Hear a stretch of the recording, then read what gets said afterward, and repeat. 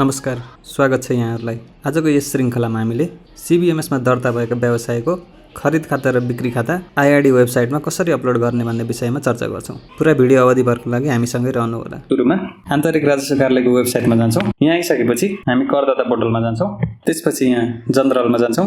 त्यसपछि tax pair लगइनमा जान्छौँ। यहाँ अब आफ्नो व्यवसायको स्थायी रेखा नम्बर, प्रयोगकर्ताको नाम, पासवर्ड राखेर यहाँ माथिको क्याप्चा राखिसकेपछि हामी लगइन गर्छौँ। लगइन गरिसकेपछि हामी यो पेजमा आइपुग्छौँ। अब यहाँ हामीले VAT sale and purchase register upload भनेको छ, यसमा क्लिक गर्छौँ। अब यहाँ हामीले फेरि आफ्नो व्यवसायको प्यान नम्बर, त्यसपछि युजर नेम, त्यसपछि पासवर्ड राखेर लगइन गर्छौँ। हामी सिबिएमएसमा लगइन गरिसकेपछि यो पेजमा आइपुग्छौँ। त्यसपछि हामी यहाँ बिलिङ रजिस्टरमा क्लिक गर्छौँ। त्यसपछि हामीले सुरुमा खरिद खाता र बिक्री खाताको फर्मेट डाउनलोड गर्नुपर्ने हुन्छ, त्यही भएर हामीले डाउनलोड फर्मेटमा क्लिक गर्छौँ। यहाँ आइसकेपछि हामीले बिक्री खाता र खरिद खाताको फर्मेट डाउनलोड गर्छौँ। खरिद खाताको फर्मेट यो रहेको छ। अब हामीले आफ्नो व्यवसायको यहाँ प्यान नम्बर राख्छौँ, त्यसपछि करदाताको नाम राख्छौँ, कुन वर्षको यहाँ राख्छौँ, त्यसपछि कुन कर अवधिको त्यो यहाँ टाइप गरेर हामीले यो फर्मेटमा आफ्नो व्यवसायको विवरणहरू एक एक गर्दै भरेर यो फाइल रेडी गर्छौँ। त्यस्तै गरी यसमा पनि हामीले आवश्यकता अनुसार विवरणहरू भरेर बिक्री खाता तयार गर्छौँ। हामीले यहाँ डेटा इन्टर गरिसकेपछि हाम्रो यो फर्मेट र हामीले यहाँ विवरण जुन इन्टर गरेका हुन्छौँ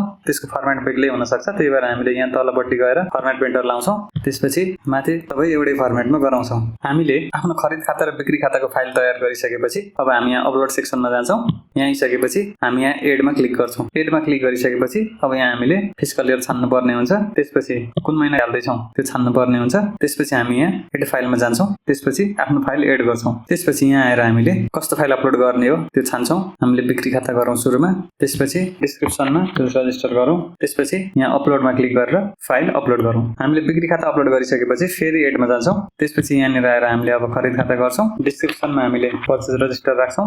त्यसपछि फेरि फाइल अपलोड गर्छौँ। हामीसँग पर्चेज रिटर्न र सेल्स रिटर्न नभएको हुनाले हामीले त्यो विवरण भर्दैनौँ। यदि यहाँहरूको व्यवसायमा पर्चेज रिटर्न र सेल्स रिटर्नको विवरण पनि छ भने यहाँ एड फाइल गरेर त्यसपछि त्यो फाइलहरू अपलोड गर्नुपर्छ। त्यो अपलोड गरिसकेपछि हामीले अब सबमिटमा क्लिक गर्छौँ। त्यसपछि यहाँ ओकेमा क्लिक गर्छौँ। यति गरिसकेपछि हामीले आफ्नो खरिद खाता र बिक्री खाता अपलोड गरियो। आजको भिडियो यहाँहरूलाई कस्तो लाग्यो?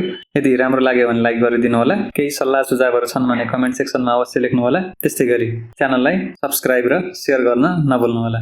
धन्यवाद।